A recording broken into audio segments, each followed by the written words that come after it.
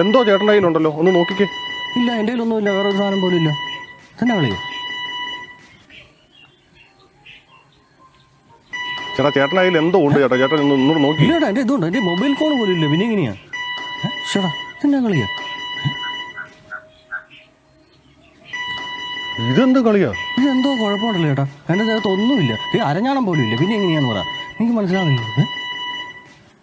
ചേട്ടോ, ഈ ഇടയ്ക്ക് വല്ലോ സർജറിക്ക് വല്ലോ മെഡിക്കൽ കോളേജിലോ വല്ലതും പോയായിരുന്നോ? അങ്ങനെ പറ. അതെ, ഞാൻ മെഡിക്കൽ കോളേജിൽ ഒരു സർജറിക്ക് പോയായിരുന്നു. അത് വല്ല ഇനിയിപ്പോൾ പറഞ്ഞ പോലെ എന്തെങ്കിലും സംഭവിച്ചിട്ടുണ്ടോ എന്ന് അറിയത്തില്ല. കാന്തം വല്ലതും ഉണ്ടോ? ഒരു സ്പീക്കർ ഉണ്ടോ, അത് മതിയോ? സ്പീക്കർ. ഒരു സ്പീക്കർ ഞാൻ നോക്കട്ടെ, എനിക്കൊരു സംശയമുണ്ട്. താങ്ക് യു ചേട്ടാ, ഇത് മതി, നോക്കട്ടെ. എന്തോ ഉണ്ടല്ലോ ചേട്ടാ, ഇത് പ്രശ്നം, ഇതിനകത്ത് എന്തോ ഉണ്ട്. അയ്യോ, എനിക്ക് പേടിയാണേ. എന്നാ ചെയ്യുന്നേട്ടാ? അതാ പറഞ്ഞത്, എന്തോ മറന്നു വെച്ചിട്ടുണ്ട്, പോയി നോക്ക്. എന്നാൽ ശരി, ഞാൻ മെഡിക്കൽ കോളേജിലോട്ട് തന്നെ ഒന്നുകൂടെ പോയി നോക്കട്ടെ കേട്ടോ. ശരി ചേട്ടാ, ഞാൻ പോയി നോക്കിയിട്ട് വരാം. A few years later. ചേട്ടൻ നല്ല പണക്കാരനായെന്നൊക്കെ പറയുന്നത് കേട്ടല്ലോ.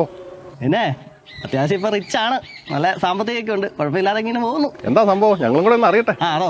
ഞാനൊരു ചെറിയൊരു ബിസിനസ് തുടങ്ങിയതേ, അത് ഈ മെഡിക്കൽ എക്യുപ്മെന്റ്സ് ഇല്ലേ, അതിന്റെ ഒരു ബിസിനസ് തുടങ്ങി. അയ്യോ, അതിന് നല്ല മുതൽ മുടക്കൊക്കെ ആവൂലേ? അതിന് മുതൽ മുടക്കൊന്നും അങ്ങനെയൊന്നും ആയിട്ടൊന്നുമില്ല. അതൊക്കെ നമ്മളന്ന് ഓർക്കുന്നുണ്ടോ, അന്ന് ഒരു പ്രാവശ്യം ഒരു കത്രിക വയറ്റിൽ നിന്ന് കിട്ടിയത്? ഓർക്കുന്നുണ്ട്. അത് എനിക്കൊരു ഭാഗ്യം ഉദിച്ചു. അത് കൊള്ളാലോ. അത് ഞാൻ പറഞ്ഞുതരാം, വേറെ ആരോടും പറയല്ലേ, ചിലപ്പം ആൾക്കാർ ഇത് കേട്ടിട്ടേ അവരും ചിലപ്പോൾ ഇങ്ങനെ ബിസിനസ് തുടങ്ങിയാലോ, അതുകൊണ്ട് ആരോടും മിണ്ടില്ല, നിങ്ങളോടായതുകൊണ്ട് ഞാൻ പറയുകയാണ്. അപ്പം ഞാൻ ഈ സർജറി ചെയ്യാൻ വേണ്ടിയിട്ട്, നിങ്ങൾക്കറിയാമല്ലോ, അവിടെ ചെന്നു കത്രി എടുക്കാൻ വേണ്ടിയിട്ട് അവിടെ ചെന്നു. അതിനുശേഷം സർജറി ഒക്കെ കഴിഞ്ഞു, തിരിച്ച് വീട്ടിൽ വന്നു കഴിഞ്ഞപ്പോൾ എനിക്ക് വീണ്ടും ഒരു സംശയം, വയറ്റിലൊരു അനക്കവും മറ്റും മറിച്ചും ഒക്കെ ആയിട്ട് ആ പ്രശ്നം. ഞാൻ വീണ്ടും പോയി സ്കാൻ ചെയ്തപ്പോൾ അല്ലറാ, ഈ കത്രി എടുക്കാൻ വേണ്ടി ഇവർ സർജറി ചെയ്ത് കഴിഞ്ഞപ്പോഴേ ആ കത്രി എടുത്തു, അതിന് പകരമായിട്ട് അതിനകത്ത് വേറെ 3 ഐറ്റംസ്, ഈ കണ്ടിക്കുന്നതും പറിക്കുന്നതൊക്കെ ആയിട്ടുള്ള കുറേ സാധനങ്ങളുണ്ടല്ലോ, അത് 3 ഐറ്റംസ്. ഞാൻ വീണ്ടും ചെന്നു കഴിഞ്ഞപ്പോൾ അവർ എന്നെ കാല് പിടിച്ചു.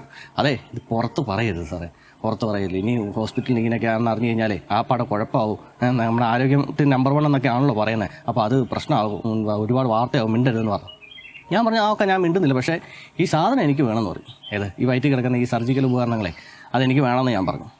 ഓക്കെ, അവരെനിക്ക് തന്നു കഴിഞ്ഞു. ഞാൻ വീട്ടിൽ കൊണ്ടുപോയി. ഇത് കഴിഞ്ഞ് ഞാൻ പിന്നെ എന്നെ ചെയ്യണമെന്ന് ഇങ്ങനെ ആലോചിച്ചു. പിന്നെ ഞാൻ ഓർത്ത ഈ സാധനം നല്ല വിലയുള്ള ഐറ്റാണല്ലോ, ഒന്ന് മറിച്ച് വിറ്റാലോ.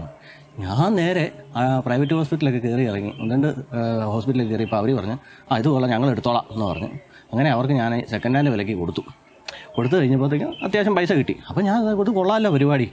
അത് കഴിഞ്ഞപ്പോൾ ഞാനിങ്ങനെ ആലോചിച്ചു. അത് കഴിഞ്ഞപ്പോൾ ഞാൻ ഒന്നുകൂടെ പോയി സ്കാൻ ചെയ്താക്കാം, കിടക്കുന്ന ഭാഗ്യം വീണ്ടും ഇവന്മാർ ഈ 3 എടുത്ത കൂട്ടത്തിൽ അതിനകത്ത് വീണ്ടും കൊണ്ടുവച്ചടേ. എന്നിട്ട് ഞാനിത് വീണ്ടും അവിടെ ചെന്ന് അങ്ങനെ ഇത് സ്ഥിരമാക്കി കഴിഞ്ഞപ്പോൾ എനിക്കിങ്ങനെ മെഡിക്കൽ എക്യുപ്മെൻറ്റ്സ് പിന്നെ ഇങ്ങനെ ഇഷ്ടം പോലെ കിട്ടാൻ തുടങ്ങിയല്ലോ. അങ്ങനെയാണ് നമ്മൾ ഇങ്ങനെ കാശുകാരനായത്. ഇത് എപ്പോഴും സർജറി ചെയ്യുമ്പോൾ വേദന എടുക്കത്തില്ല ചേട്ടാ? വേദന എന്ന് പറഞ്ഞാൽ ആദ്യമൊക്കെ വേദന ഉണ്ടായിരുന്നേ, ആദ്യമൊക്കെ അത്യാവശ്യം നല്ല വേദനയാണ്. പിന്നെ ഇതങ്ങോട്ട് ശീലമായി. അതുപോലെ ഞാനിപ്പോൾ നൈസൊരു പരിപാടി കൂടെ ചെയ്തിട്ടുണ്ട്. ഞാൻ സിബ് അങ്ങ് പിടിപ്പിച്ച്, ഇപ്പോൾ എളുപ്പമുണ്ടല്ലോ. അപ്പോൾ നമ്മൾ വീട്ടുകാരും എല്ലാവരും ഇപ്പോൾ അങ്ങനെ പോകുന്നുണ്ട്. അപ്പോൾ എല്ലാവർക്കും ഓരോ സിബ് പിടിപ്പിച്ച് വെച്ചിരിക്കുകയാണ്. അപ്പോൾ ഞങ്ങളത് ഇപ്പം സാമ്പത്തികം നല്ല രീതിയിലൊക്കെ പോകുന്നത്. മെഡിക്കൽ എക്യുപ്മെൻസിൻ്റെ പരിപാടി നല്ല ലാഭമുള്ള പരിപാടിയല്ലേ. അങ്ങനെയാണ് ഞാൻ ഈ നിലയിൽ എത്തിയത്. ആരോടും പറയല്ലോ കേട്ടോ, നിങ്ങളോടായതുകൊണ്ട് ഞാൻ പറഞ്ഞ ഓക്കെ.